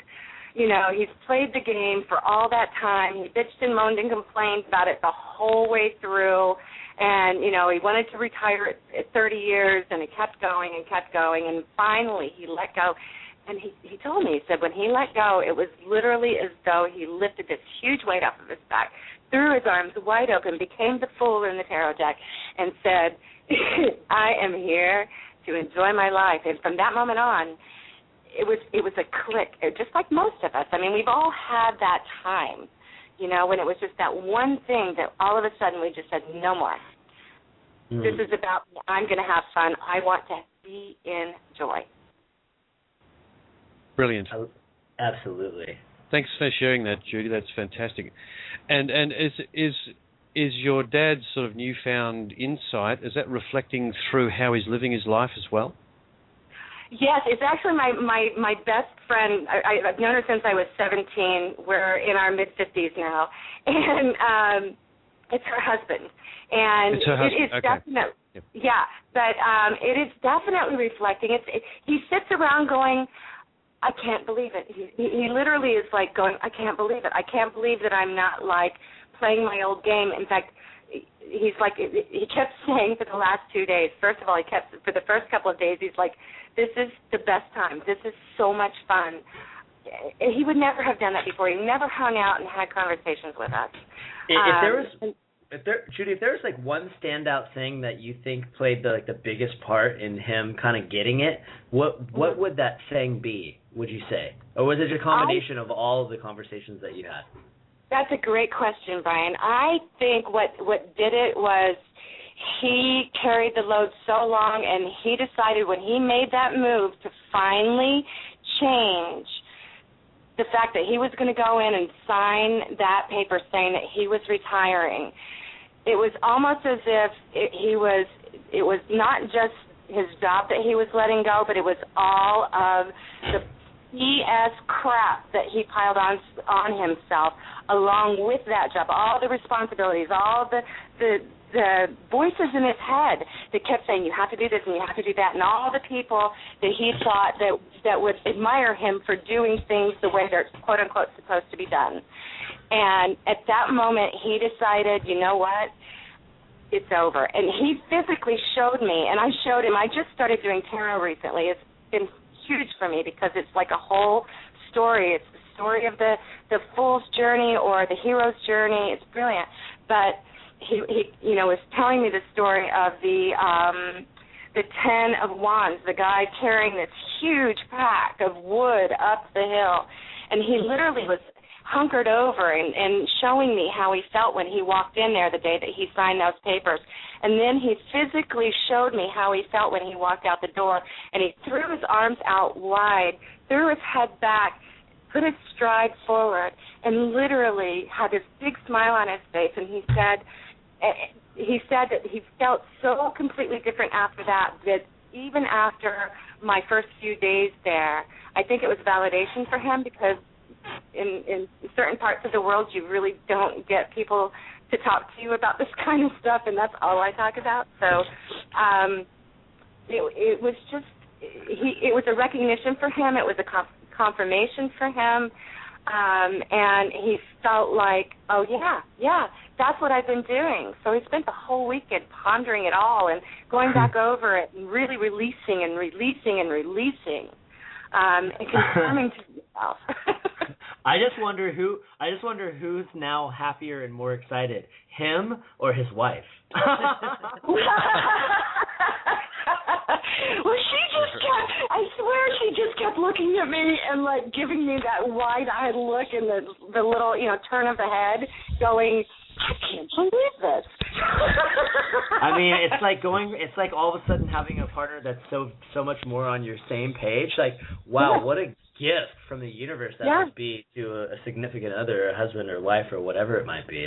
That's amazing. Beautiful. I was just going to say, Judy, talking about cleansing, I think your laughter is cleansing. Oh, God, thank you. I can't help it. It comes through, and I adore myself. Oh, that's so good. I like saying that. I never used to be able to say that. Thank you. Who am I talking to? That's Barbara. Oh, hi, Barbara. Thank you for what you did. That was so cool. Oh, Barbara, yeah, awesome. Barbara's gonna play the laughing compilation. By the way, Bob, the people in the RTS Skype room said they can hear the callers just fine, even though they're sounding like robots on our end. So, that's good. Yeah, but Barbara, do you want to play that? The laughing it's in the compilation? Studio. I don't know who's running the studio, but it's in the studio. If you guys want to play it, it's up to you. That was really sweet of you, Barbara. Thank you. What did you name it? Barb in the studio? It's alphabetically. It's under TCI, and then - Judy Jandora remix. I listened to it today. It's hard not to laugh. It's only all of us. Seconds. We'll play it. It's 1 minute. It's just all of us laughing. Yeah, and it was my name. Hello, everybody. Judy Jandora here.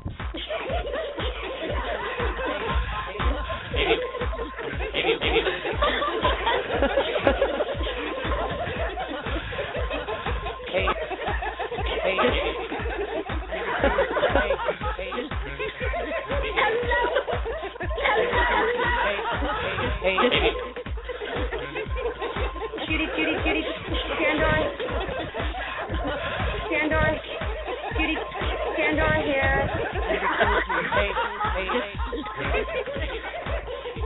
Hey, Judy.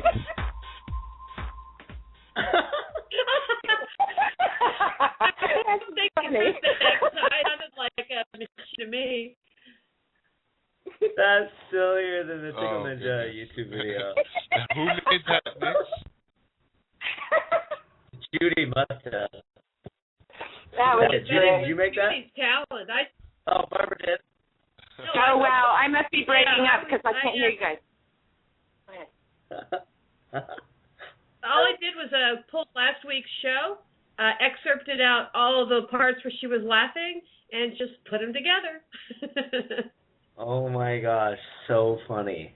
So therapeutic. Gosh, if everybody could just laugh 10 times more than they do right now, the world would shift in an instant. Well, let me tell you, I did it all weekend long, and it was just incredible. And the deepest, that deep belly laugh that almost makes your belly hurt. Beautiful. Those are the best kind. Yes. Look, so Judy, I think we're all going to experience awakenings in people like that around us in the next few months. Looking forward to it. I agree, Chris. I really, really do. I'm seeing it everywhere. I've had so many experiences where I've gone on airplanes and sat next to somebody and started just talking to them about the stuff that I know and letting my intuition guide me. It's not like I had any kind of an agenda. And the responses I got from people, a heart surgeon who had no idea about any of this stuff. And he was so enthralled that when we stopped over and they made us move because there were people coming in, we were sitting at the front of the plane, there were people coming in wheelchairs. We moved, and he asked somebody else to sit somewhere else so he could sit next to me for the rest of the flight because he was so intrigued by the information about what's creating reality and how it all fits together with science and with Nassim Haramein and all of these other people. I've been studying this stuff so in depth for 13 years, and people literally, it's rare that I ever cross paths with anybody who isn't intrigued and wants to sit and listen, and they get it somehow. That's quite the skill, because it's not so easy for so many others to have those dialogues. So. Well, I think it's a she gift. giggles it into them. She giggles. Yeah. Yep. No, you let your guard down. That's for sure. Yeah. No, I suspect Judy's got that really light touch that allows you to find that point where they're receptive, and that's a talent. That's not just a skill. Well, I think it's a gift. I don't think it's a talent. It doesn't feel forced. It doesn't feel like something I have to work at. I think it's just the way my soul came in here to be for this time. I really believe that.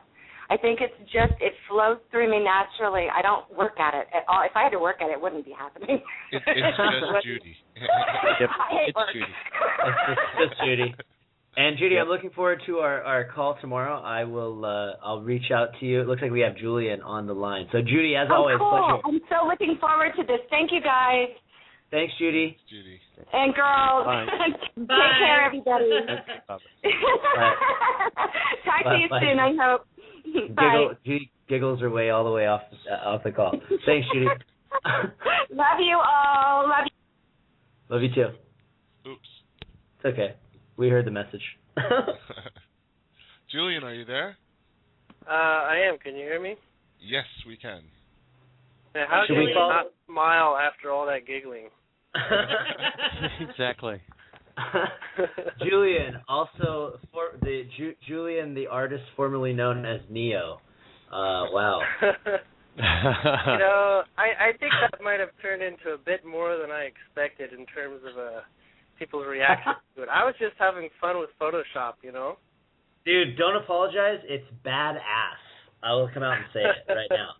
It's absolutely badass. Solid work. Yeah.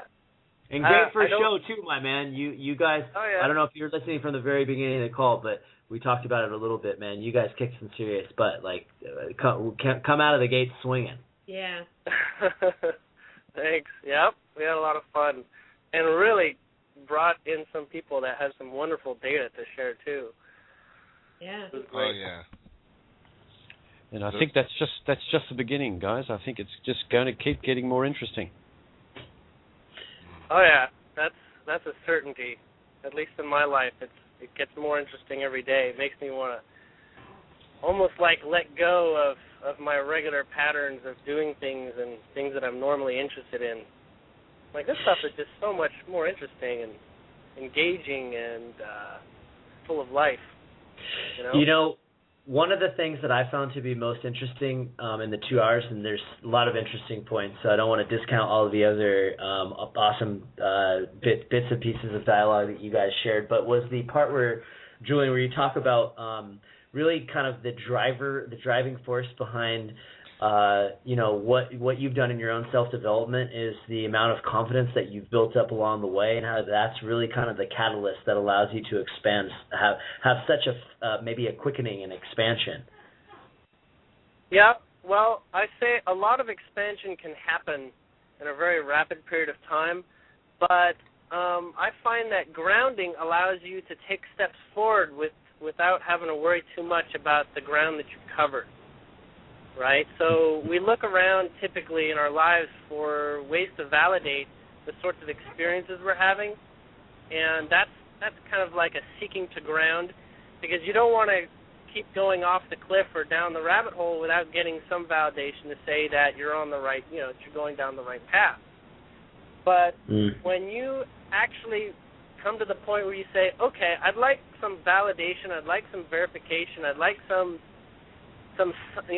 signs so that I can begin to trust my experience, so I can go and be excited and move forth without, so much limitation.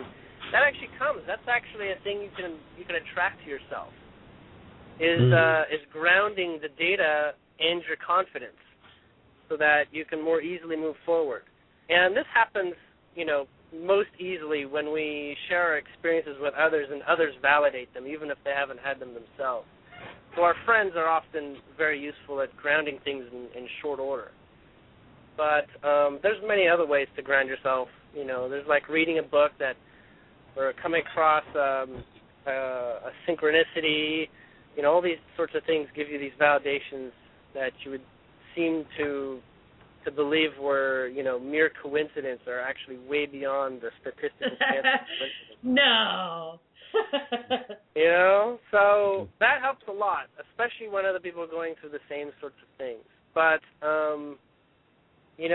there's a point at which you want to move faster. Like, you get excited, then you're like, okay, I'm going to start forgetting about grounding. I'm just going to throw myself off this cliff and see where I go with this. And, no lifeline. You just sort of jump out there, and when that happens and it works, I haven't had it not work yet, it's fantastic because now you're like Superman, You're excited with all these new potentials that you can bring into your experience. So, yeah, there is some diving off the deep end, and not everyone's really ready for that, so I can understand. Julian, we've been talking a bit about Bashar and some of his work the last hour or so. Yeah, I've heard the show. You've heard the show. Well, I mean, Bashar is channeled by a human, but I wanted to contrast that particular process with the way that you work, which is the observation and analysis of energy for the most part. Okay, so because I specifically wanted to bring out the point that you have an agreement with your higher mind to work in this fashion, and it's a contract that you actually set up that has created the framework that you work within. Right. So it started with me being aware of many great channelings that have gone on. I don't have anything against anyone channeling, of course.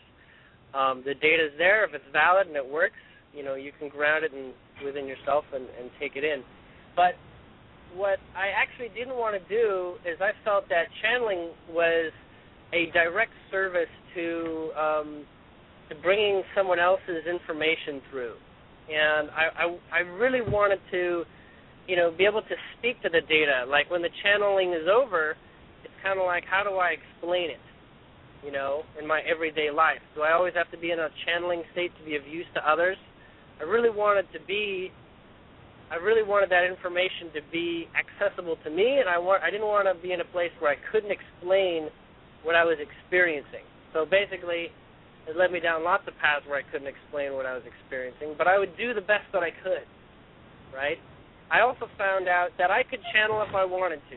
I came very close to it several times where I knew that if I just allowed it, it would happen. And what I discovered from that very close encounter with those experiences was that I was actually giving up too much of my identity. I was basically handing over my space to ground in another individual intelligence, you might say. Mm-hmm. And I was not really up for that because then in my day-to-day life I couldn't really speak to that. I had no accountability to the data that was coming through me. And if anyone wanted to doubt me, doubt what I had to say, you could just say, well, that wasn't me, that was the channeled entity. And I didn't feel comfortable with that. I wanted to be responsible for every word that I said, so that if anybody had anything to come with me and say, hey, there's something not right there, well, then I can look at that and I can take that critique and say, yeah, you might be right. Let's take a second look at this data. Maybe there's something within me that can open up more from you sharing with me the contrast of how you see it. So by channeling in some ways, I wouldn't grow as quickly as if I just allowed the data to be delivered to me from a certain degree of separateness. But the funny thing is the data by itself doesn't have to come to you through an entity's perspective. You can actually just analyze the data that individual was kind of getting, right? So you can go straight to the source of their data. The only trick is, having the symbology for understanding what you're experiencing or what you're seeing. like it's hard to explain something you've never seen before, so how do you do it? And so you sort of try to, corner it into certain symbology and symbols to try to help yourself out. And what happens is that your higher awareness, your higher being, does a lot of that processing for you. And I said, higher being, do I want to channel you? And it said, well, you're always channeling me. There's no way for you not to be talking from my higher space. But what it really came down to was, help me to deliver this in chunks that other people can process. That be a little bit more helpful that way. So it's all about being an extreme in the moment sort of state of mind. Hope and the end result. Oh yeah, no, that was great. Actually, it was very, very clear. Thank you for that. And the end result, you're actually, you've referred to it at times as processing information from the Akashic record. And when you talk about getting the data that the other entities are actually getting and processing it yourself, so do you feel that you're looking into, the universal Akashic record or the energetic record that they're drawing their data from? I'm learning more about the Akashic. The Akashic is a database of data that is easy to interpret. Okay? I've recently gotten keyed into the fact that there's no past and future. There's just what data do you want to key into, right? So to some degree, everything has already been written. It's just where do you want to access data based on the query. And so you can query any data, and you can receive whatever wish that fulfills your intention, right, in terms of your questioning. And so what I tend to do is I try to ground my current awareness of my life and time and space of right now, and I ask questions based from this perspective. So I say, what's going on in the world relative to me and relative to what I can understand.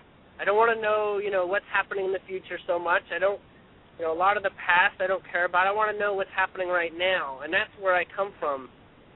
And so it is Akashic-like in the sense that if I want to find out, what people have been up to, I can find out what the current score is on what's been doing what, a split second from the moment that I ask the question. So I can look at my near past as a useful tool in terms of reading Akashic, but when I read the future, I don't read the future. I read the energy that exists in the development of what the future can be. And it's very much like a tree with branches and potential routes and whatnot. And the branches that I can go and explore are the ones that contain symbology or even concepts that I'm aware of.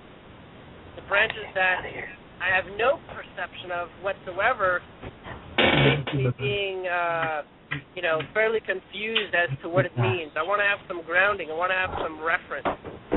So it's good to have a certain amount of understanding of current events. Sometimes I think we've talked and I've spoken to things that you happen to know, some details that would have really helped me ground the understanding. Oh, well, you already knew this, gosh. You don't need me if you already know the answer, but I guess in terms of that, I just sort of acted as a form of validation.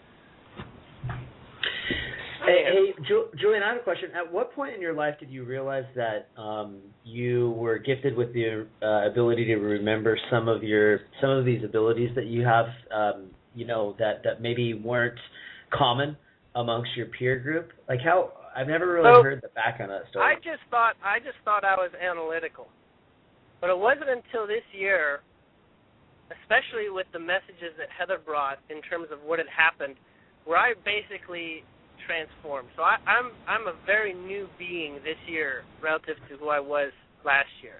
Now, I did start Michael Monk and Peter Shelton's Avatar Energy Mastery course last spring, so it's been over a year now. And so I gained a lot of perspective on understanding and gaining sensitivity to energy pattern and energy data. And they didn't really have a specific lesson to explain exactly how I understood energy. So I had to discover that on my own and realize exactly how I always sort of understood certain things, or how I seem to always be lucky, or how I seem to have ESP. And now it's much more saying, hey, I want to work with this. Let's do this. But there's a particular thing that, I don't know if I've mentioned this before, something that has offered me a much larger access to data is I said I would do it on behalf of the one people. I said I'd help out people like Chris and Lisa and Dee and Brian and whatnot. And I would say, in terms of a contract that I made with myself, I said I would like to gain greater insight here, because there are questions that people are asking, and I can sort of feel the answers. I kind of sort of know what those answers are. Every time I listen to these shows, I'm kind of feeling the answers. I kind of see where it's leading. I kind of know what's happening next. And when I found that I was giving myself permission to answer questions on behalf of others, what happened was, it was as if everyone was offering the energy of the question, which allowed an equal amount of energy for the response to come through. So it's sort of like, if I'm allowed to answer someone's question as an individual, I can, it might take me a while to key in on the specifics and the pattern of it. But if I get a large group of people who are asking me a question and they're all aware of the question, well, then I'm getting an equal amount of drawing. I'm just acting as the nexus point for the data to come through. I'm just acting as the lens for the data to come through. So the greater the asking in terms of, numbers of people in the position of asking questions, the easier it is for me to find the answers to come through me.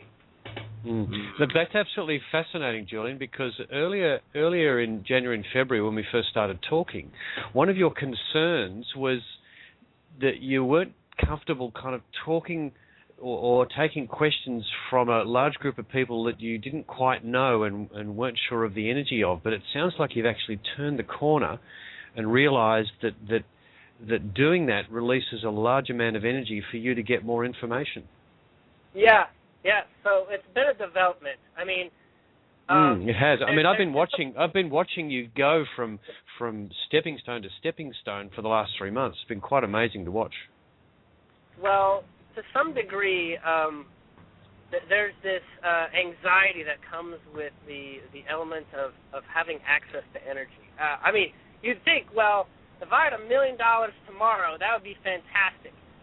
But a certain part of you is saying, well, I'm going to, my life is going to change, and you're going to want to manage that energy of the $1 million, and you're not, I'm not the kind of person who likes to go into the unknown, so to speak.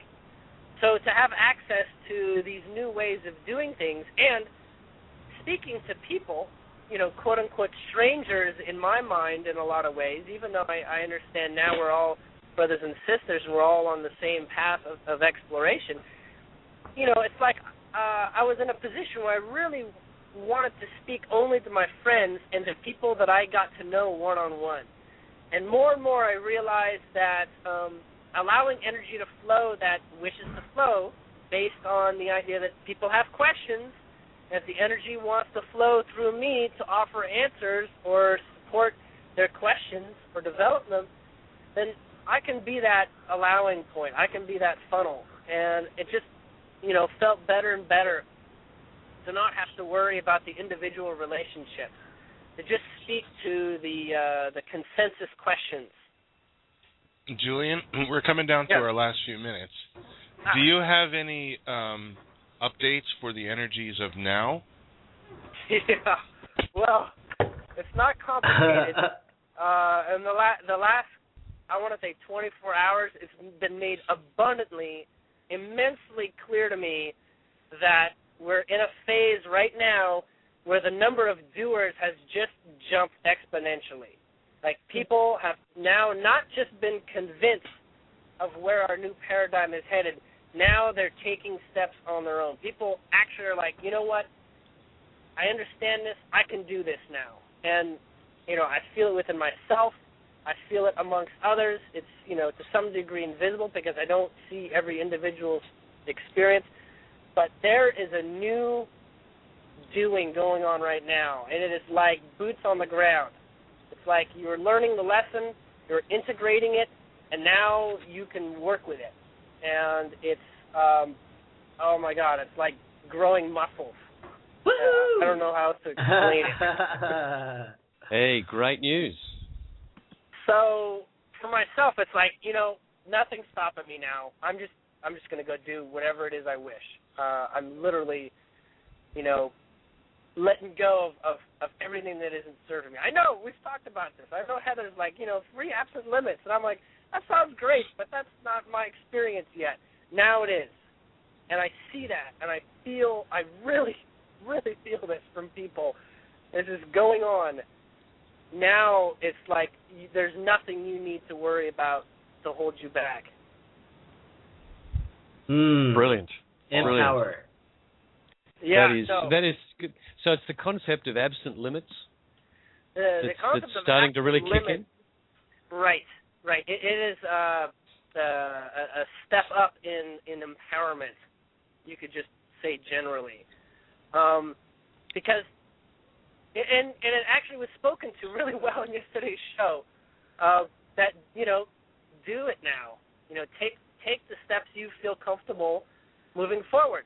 You don't have to be in a position of observation for the rest of your life. You don't have to, allow anyone to make decisions for your life besides, what you choose. And, knowing what your power is very, very, very useful. But even so, people who don't understand the cosmos and how it works, following your bliss is the fastest way to do it. Within action, you'll find the most results. Absolutely. So true. Absolutely. So true. There's only so much energy transforming from you processing it in your head or you being in observation mode. So it really is taking the next step, and I'm excited. I'm getting ready to do things that I've never done before. I found out that Bill Brockwater is local to my area. I want to go talk to him. I'm looking at my own crowdfunding project, that should open up lots of opportunities for myself. I'm looking at manifesting out of thin air.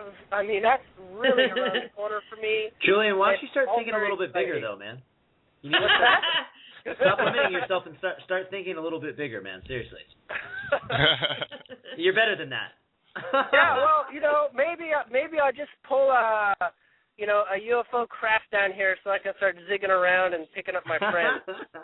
Maybe I'll just yank one down from the sky with my. Hey, it's not a function of if. It's a matter of when. When did I do that? I don't know if I have the parking space though. I might have to park on my roof or something. Yeah. Listen, if you can manifest things out of thin air, I'm sure that you're not going to let a manifestation of a parking space hold you back. Yeah. Swing big. Well, I hope your brother is planning on joining you on the show at some point, because to have two of you guys out there guiding the way, being the way showers, would be absolutely brilliant.